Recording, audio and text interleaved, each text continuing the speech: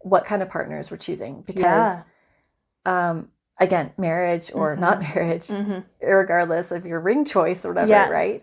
It depends on the quality of your relationship. Yeah. And that's what's going to make the biggest difference in your life, your joint life going forward, especially if there are kids involved. Yeah.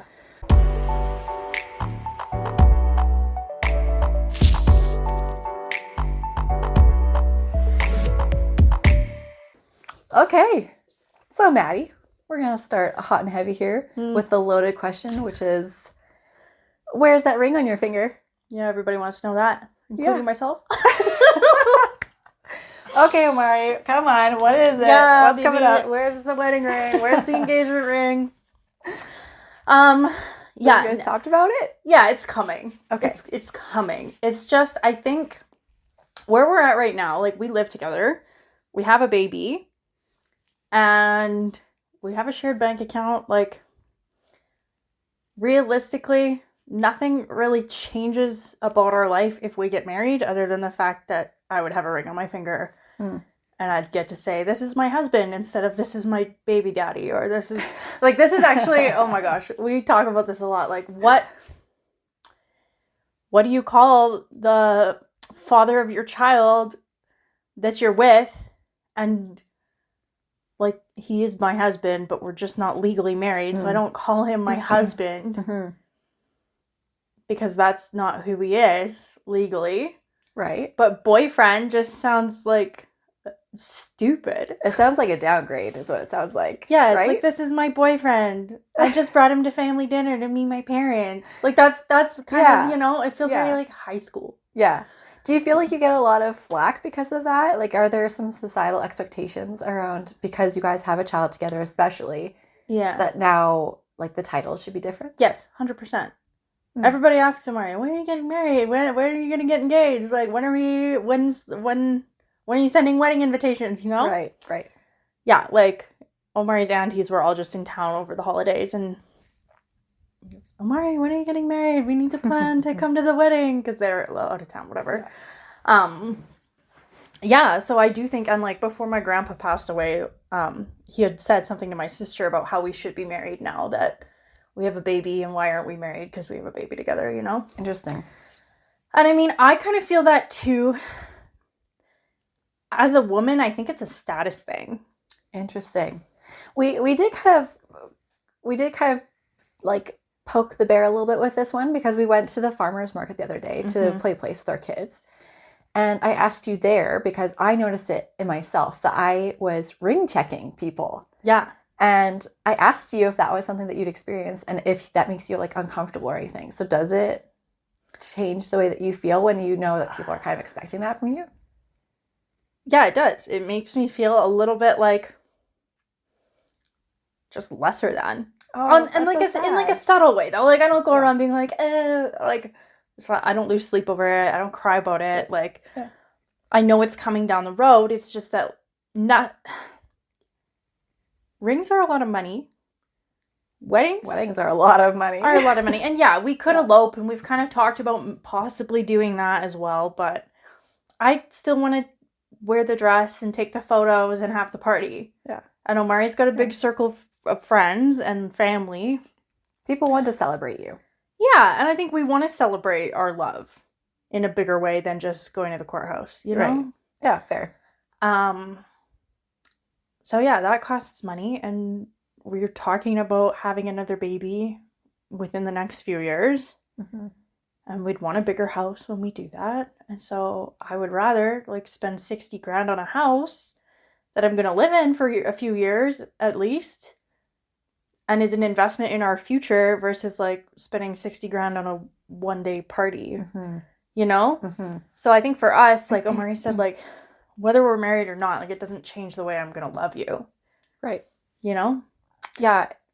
I feel like it's a really interesting topic because I think there's starting to be this great divide generationally where a lot more younger families, younger couples especially, who kind of are in this economic, like, really intense situation, right? Where we're just trying to make ends meet and we're trying to just carry on with our lives, especially when we're talking about the housing crisis right now in Calgary. It's insane. as the opportunity to buy a house, it feels like a very fleeting experience right now. Yeah. Right. And then in contrast, we have the older generations that are like, okay, get married, get married, get married. And I think traditionally marriage, like weddings specifically, come with a big cost. Like they're big ticket items usually. Yeah. And it's kind of put people in a lot of uncomfortable situations, because then you've got your family members that have this expectation of you that there is this the streamlined process of, you know, you get together, you get engaged, you get married, then you have kids and you have a house, yada, yada, yada. Yeah. But especially in the times that we're living in now, it seems like we're kind of hopping around the timelines based on how we're able to kind of make our lives work. Well, the other thing, women have a biological clock. Yes. Like, I get that We'll talk about that a lot. the 30s are your new 20s. That's great. Like,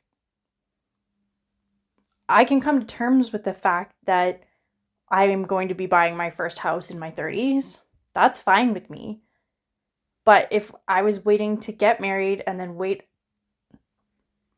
get engaged, wait a year, get married, have a honeymoon, buy a house, you know what, like, I don't want to be having for me personally, I don't want to be having babies into my late 30s, early 40s, because it just biologically and scientifically, it becomes a little bit more complicated. Not that it's impossible, but like, the odds change. Right. Statistically speaking, the odds are a little bit lower to get pregnant successfully with a healthy child in your 40s. Right. Like, it's doable, but like, the chance of you like needing like fertility intervention goes up. Right. Yeah. Yeah. And so for me, I chose that I'm going to go with the age that is biologically more advantageous for me to have children. That's a really interesting, point, is priorities in people's lives. Because again, this comes back to like the generational priorities, is that a ring on the finger means that you're committed. And if you have it legally documented, then that's going to provide you the stability that you need to have that family, to have the house. Yeah. Right. And I think a lot of times these days is more, and maybe like pitch in with your thoughts on this, that the idea is that a ring doesn't change commitment. So what are your thoughts on that? I agree. That a ring doesn't change commitment? I don't think it does. I mean, legally, I think it changes commitment in the sense that it makes it more difficult to separate. Do you think that's a barrier itself, though? Like a positive barrier where people are more likely to try to work it out and stay longer? I think it depends on the person and what kind of like financial dollars are at stake. True. But I think for us,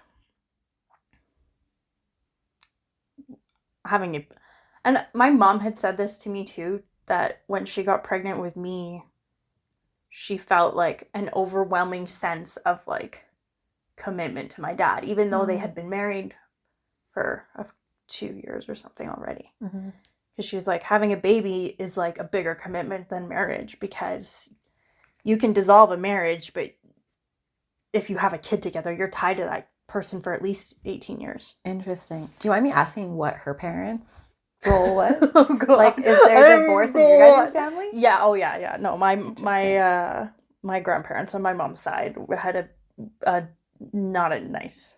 It was a pretty messy divorce. Yikes. Yeah. Interesting. That's something I would also like to delve into more, is people's examples in their lives and how that impacts their perspective on commitment and what marriage looks like. Because in my family, I come from a very traditional family where, you know, there have been divorces within my extended family. Yeah. But generally, the expectation is that you fight through it as long as possible. And even if you're maybe unhappy, you stay together, because like there's kids, or because you tried to build this life together. Yeah. And it is definitely a challenging on my biases, especially because I've always I'm going to counter your opinions here. I've come at it from a lot more of a traditional standpoint, where I think marriage is a really special commitment. And I think it does solidify things a little bit. Maybe it's just legally, like maybe you just in the back of your head realize that there's more hoops to jump through if you want to separate. Yeah. But I think just like all the extra, maybe like envisioning is kind of what it comes down to, is like once you decide to get engaged, once you decide to get married, you're now officially deciding that your future life together is combined. Yeah. And so it's been interesting to watch, to maybe assess how those kind of thought processes for me are tied to the family members that I have that have decided to stay in committed relationships and have decided that marriage comes before kids. But again, it all becomes like this really interesting cycle because it is because our family members have lived in different economical times too, and religious times, right? Like religion plays a huge role in it. I found, at least in my family. Yeah. And so it's interesting. That's also too, I think, where Omari and I have felt like a lot less pressure to do so, because neither one of our families is super religious. Right. Like neither one of us went to church regularly ever growing up. And Omari's parents eloped, like they didn't have a big fancy wedding. My parents have always said like, save the money on the wedding and like have a nicer honeymoon, or like use it to buy a house, you know, like and still like my parents don't ever, they'll joke sometimes about like, oh, when are you getting married? But it's never like a when are you getting married? Like you've had a baby. Like it's not a serious, like they're not upset that we're not married, you know? Yeah. And I agree. Like I do still want to get married because I do think that like, it's like, I like the ceremonial idea of like bringing together the like union and like being part of the same family. Yeah. And I've said like, I want to get married because I want the same last name as my child. Because right now we have different last names and I just feel weird about it. And I know like a lot of families are married and the wife doesn't ever change her last name and whatever. Like, I don't really think that is a big deal for everybody. But for me, I'm like, I would like the same last name as my child. And I'm not just going to change my last name without marrying you. Yeah. That's a really interesting point that you bring up, like this unity kind of feeling and like the symbolic aspect of marriage. Because, that might be some element of like the never getting married kind of aspect that people don't like think about as often, as just like what it represents. Yeah. Right. It's not necessarily like what exactly it is, but what it represents is the unifying aspect of marriage. Yeah. That's a really interesting point. Yeah. We had gone to, never mind. I'm going to skip over my thought on that. So what are your thoughts here on being together for like a very long time and not ever getting married? I think if that works for you, it works for you. I don't, like, if we're still another 10 years down the road from where we are right now and we're still not married, I'm going to be like, dude. What the heck? What the heck? You know? For you personally. For me personally. But like, like we have a family member who has been with her partner for like 21 years. Yeah. Their daughter's like 19 now. And that works for them. And she's like, I'm never going to get married. And that's fine. He's my person and we're going to do life together. And we've agreed on that. And it's none of anybody else's business. Yeah. It's interesting. I would like to understand more about like the laws, like the legal aspect of that. Because I think, isn't it past a certain point that you are common law? Common law. Yeah. Yeah. So Omari and I think as soon as you have a child with somebody and if you're living together, I think you are common law automatically. I think that timeline kind of goes away after there's children involved. Interesting. But I think it's 3 years now. Oh, okay. I think it used to be 3 months. If you live together, then you're common law. I think they've increased that to 3 years. I think. Cross check. Yeah. These are Canadian laws also. I don't know where we're else just in speculating. The world. Yeah. We don't really know about what we're talking about. Yeah. But yeah, so like Omari and I are common law. We have to file our taxes together. Like, gotcha.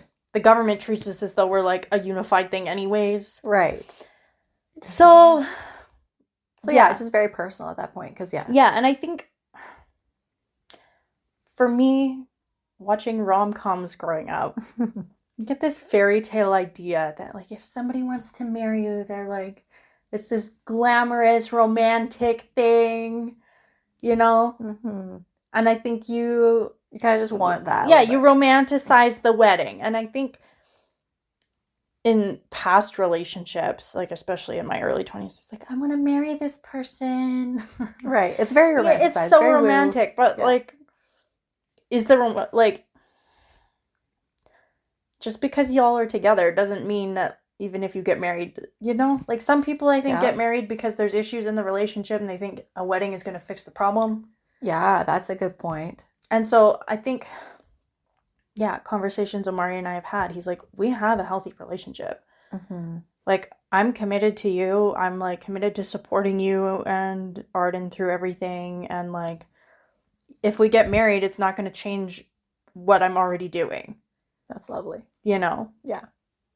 I think that's a really good point in and of itself, is that marriage itself doesn't fix things. No. That in a relationship, it has to be a constant evolution. Mm-hmm. Yeah. And so even if you decide, again, counter to your experience, if you decide that marriage comes first, that can't be the end of the road for the growth within the relationship. Yeah. It has to be a constant, okay, let's check in with each other now as legal husband and wife, but you're still two different, very, very different people, very different backgrounds, very different communication styles.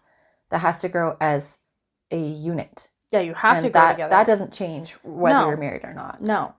Yeah. So I think like being committed to like consistently growing together and communicating and supporting one another goes a lot further than just like I don't want to like devalue marriage, but like at the end of the day, it's kind of it's a legal contract, right? Right. That like you can dissolve if you want to. It's a pain in the butt to do so, from what I've heard, like going through lawyers and courts and custody and whatever. But I think like, I think there's a lot to be said about like growing together every day and like not just because you're married, you know. Divorce is what, 50%? I don't know. It's definitely rising. Even then though, like my grandparents were together from the time they were like 18 until the day they passed, you know? And like looking back, I wouldn't say they had, like, I don't think my grandmother was very happy in that marriage. Oh, that's so sad. You know? Like they had, like, everybody has their moments of being like, but I think there's a conversation I've kind of heard just like in the collective in general, like, I think it's Glennon Doyle, who I was listening to her podcast or her book called Untamed. Mm-hmm. And she talks about how she was staying in her marriage because she had kids with this man and wanted to like keep the marriage together so that she wouldn't break her daughter's heart. And then she said, but then I started to ask myself, like, would I want this marriage for my daughter? Because she like looks to me as her standard in life. And like, I teach her what is acceptable. And so for her to see me stay in this marriage where I'm not happy and I'm not satisfied and I'm not like fulfilled, like, would I want this marriage for my daughter? And the answer was no. Oh, and that's tough. Right? So she's like, either way, I risk breaking my daughter's heart. But if I leave and I like follow what's on my soul, then hopefully the hope would be that your children see that like you can put yourself first and your happiness is important. Yeah. You know, regardless of other people. And the partner that you're with makes a huge difference. So I think this is a really fun way to like turn the content of this podcast episode. Yeah. Is less away from like marriage or not marriage. Yeah. And more away from or more towards what kind of partners we're choosing. Because again, marriage or not marriage, regardless of your ring choice or whatever, right? It depends on the quality of your relationship. Yeah. And that's what's going to make the biggest difference in your life, your joint life going forward, especially if there are kids involved. Yeah. So what were some qualities that you were looking for in a partner or have found in your partner that have made you comfortable to say, I would like to get married one day and I'm willing to wait? Okay, this is going to get into a little bit of mine and Omari's love story. But I was working with a coach friend of mine when I was like 20, in my early 20s, regardless. Doesn't matter what age. She's like, you have to, this is when I went through a phase in my 20s where I was like very much like, I want a loving, committed partner. Like, I want to find like my person. You know? Yeah. And I was like, how do I do that? Like, how do I stop these guys on dating apps from just like ghosting, or we like see each other for like 8 weeks and then you're like, peace out, bye. And then, you know, I was like, I want to find my person who I can grow with and like build a life together with. And she's like, well, you have to raise your standards. And she made me, she's like, you have to write out your standards for like every detail of your life. And so I worked with her and I came up with a list of like 75 standards.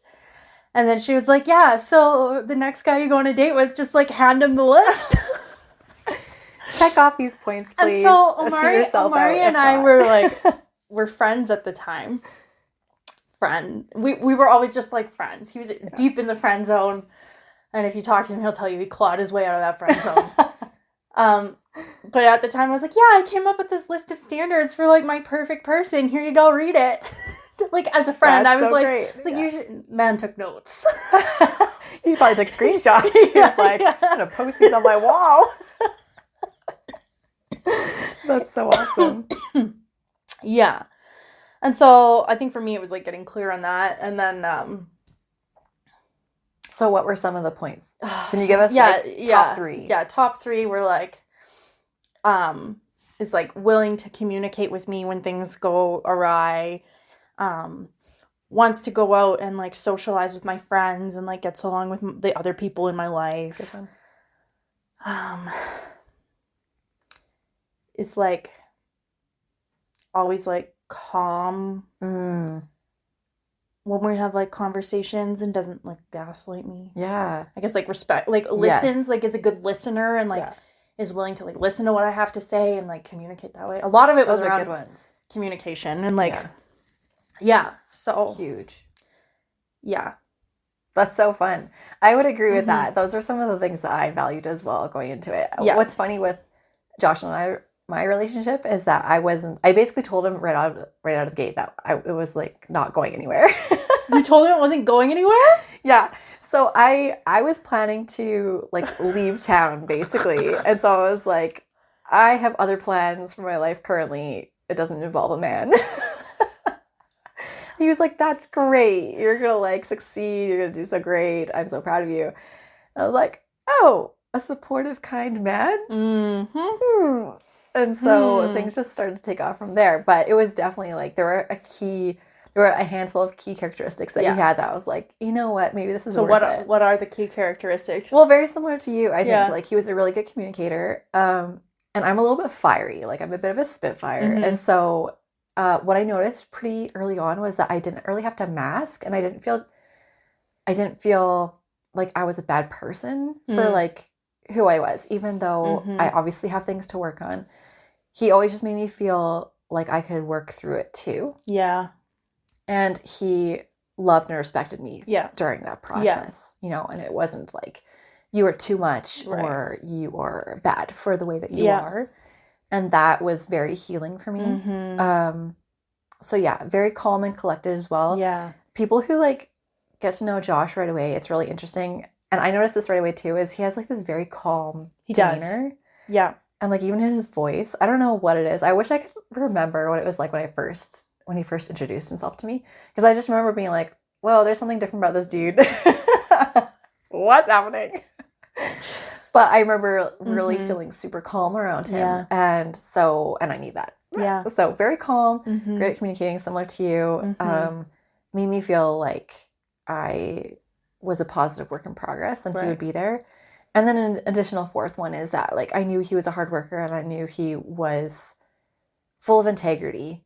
And that is what I needed in a partner, especially because you just don't know what your life is going to turn into. But you know that you need somebody who will support and will work as a partner beside you. Because the last thing that I wanted was to have a partner where I felt like I was dragging them along or that I was going to grow and they weren't going to grow with me. Yeah. And so, those are really important. And they've continued to be important. And so I think similar, like both of our values are, you've got to find your values that lay the foundation of your relationship. And then you can kind of build off of them. So were you able to with Josh, like recognize that right away and be like, oh, like I really like these qualities in him. Like this checks the boxes I want in my forever person? Or was like part of you like a little bit thrown off by that, like, resistant to that? I think a little bit resistant, but not much, because I was so enamored by like just who he was. It just felt very different. Like at the time I was in university and I was going on all these dates, and it always just felt very surface level, and all these dudes were just like, it kind of just like gives me the ick, you know? They just weren't like the dudes that I really wanted to stick around long term. Yeah. And then when Josh hung around, I remember like I had a roommate that really struggled academically in a couple of classes that he was really strong in. Yeah. And he offered to like help her with her homework and stuff like that, and like coach her through some of the things that she was struggling with. And I just remember that being really valiant, like that he, because I think she had some learning disabilities and things like that. So the fact that he was willing to take his time and be like, of course, like I will help you through this. Yeah. As a friend, like we weren't even, like we'd gone on one date and I basically friend zoned him, and I was like, we can hang out with all of our roommates collectively and we could just be friends. But, you know, little things like that, or like just the way that he would interact with other people. It was just note-taking here and there that there was just little check marks. And, I remember my sister for years, like asking me, how did you know that this was like a person for you? And it was just that, is that you start to, you kind of just like you have to take a back seat in your own head a little bit. Yeah. And not like speculate too much. You just have to take their actions and their words for face value. So do you think it was helpful that you had friend zoned him right away? Because oh girl, I used to love me a good like chase. Here. Oh my god. So yeah, that was probably the first time where I like actively been like, we're just friends. And it probably saved my bacon, because I love a good chase. I do too. Excitement of a new relationship. It's so fun. Does he like me? Does he like me not? Yeah, and it was fun as friends, because, and we were talking about this earlier on a totally different note, just about the messages that we used to send to our significant others when we were just friends. And it's like, oh girl. There was something there. There was definitely something there. It's so fun. Funny. It's great. It's really fun to watch your relationship blossom from like ground zero. And so I think that's, we're very lucky in that aspect that we were able to find somebody that we could start out as friends with. Because a lot of time people are like in the dating scene. Yep. And they're going forward to like find somebody to date. And then you're already in the throes of like, how do I feel romantically? Or like, am I attracted or whatever? And so it makes it complicated. So my heart goes out to anybody in the dating world right now, honestly. God. Peace and love with y'all. Yeah. Oh man, that's so funny. I always joke the best advice my dad ever gave me that I never took was to have a lot of friends who were boys, but to never date anybody until you were mature enough to decide which one of your guy friends was the best guy for you. That's actually really good advice. It's such good advice. And when I was 14, 15, 16, 17, 18, I was like, Dad, okay, cool. Like, whatever, Dad. Yeah. Whatever, Dad. You don't know what you're talking about. You don't know. No, I just should have taken my dad's advice, because that was the best advice he ever gave me, and I never took it. I mean, I guess I did eventually, but like... Worked out. It worked out. It's just funny, though, because I definitely felt like... Omari calls it the vibe started changing in our friendship. Yeah. And kind of same thing, like you were saying, like Josh started like doing things and you're like, oh, like that quality would be really good in a long-term partner. And like I started noticing those things in Omari too. I was like, oh, like I like that he is kind of like a leader and like organizes things. Yeah. And when I moved out of my parents' house, he like helped me move out and then showed up. I had joked and he was like, what do you need as a housewarming gift? And I was like, I have everything except the dumb groceries you have to buy once. It's like, I'm going to have to buy flour and like all of the like spices. And condiments. Yeah. I was like, I'm going to have to buy flour. And so like when he came to help me move, he's like standing on the road with a bag of flour. And I was like, you're dumb. Like, why did, like, of all the things you bought flour? He's like, no, I didn't just get flour. And he opens the trunk of his car and it's like stocked with like groceries. That man loves you. That's what my mom said. And I was like, Mom, no. Like at this point I'm like, you're totally right, Mom, but, like, I'm still, like, not sure if I want to, like, cross that line, you know? That's so Anyways, the groceries are the nail in the coffin, though. I was like, okay, I'd be an idiot not to take this guy up on this. Next thing. Well, it's funny, too, because so, like, yeah, we had, like, a conversation about whether or not we were, like, gonna, like, take things to the next level or not. And I was like, I'm just nervous because, like, we have such a good friendship and I don't want to screw up a good friendship, blah, blah, blah. And he was like, yeah, but, like, what if being together is actually, like, a really good thing? And I was like, I don't know. Oh. And then he's like, it's not like I'm asking you to marry me or anything. And I looked at him and I was like, yeah, but we both know if we date, that's where this ends. Ooh. And I mean, there's still Full no ring on my circle. finger. Where's the ring? Where's the ring? You just gotta go back to that conversation, date it. Yeah, date it, right? So funny. But yeah, so I was right. But it was just one of those things where I was like, there were no red flags. That's awesome. And I was like, I'd met all of his family. He'd met all my family. Like, I knew I got along with his siblings. He got along well with my siblings. Like, I liked his parents. He liked my parents. Like, oh, that's such a good vibe. You know? Yeah. And, like, it fits. Yeah. That's so awesome. Yeah. And I just don't think you get to commit to somebody having met their parents already if you're not friends first. Yeah. There has to be some groundwork for sure. Yeah. Like, if there's one thing I've learned from all these trash TV dating shows, shout out to Love is Blind. Love you. It's that you have to have a really solid foundation of friendship. Yeah. Because if you go guns a-blazing with just the feelings of, like, lust. Lust. Yes. Lust and, like, I was going to say lust and love, but kind of, like, you can't just get so involved in, like, the feelings of love. Like, there has to be some backing to that, you know, where, you have to build off of more than just, like, those two feelings. Yeah. I think also, too, lust comes and goes. Totally. You know? And so I think because the relationship for us was built on friendship, after you have a baby, your relationship goes through the ringer. Sure does. You know? And there's days where it's like, don't touch me, get away from me, like, do you know? Yeah. Like, I'm not feeling lustful towards you at all right now. Like, don't even, like... Your body's defense mechanism. I'm like, are you still talking? You know? But I think because the foundation of our relationship is friendship, is that, like... Yeah. When we're not in the, like, phase of having, like, rose-colored glasses on and going out for nice dinners at Earl's and, like...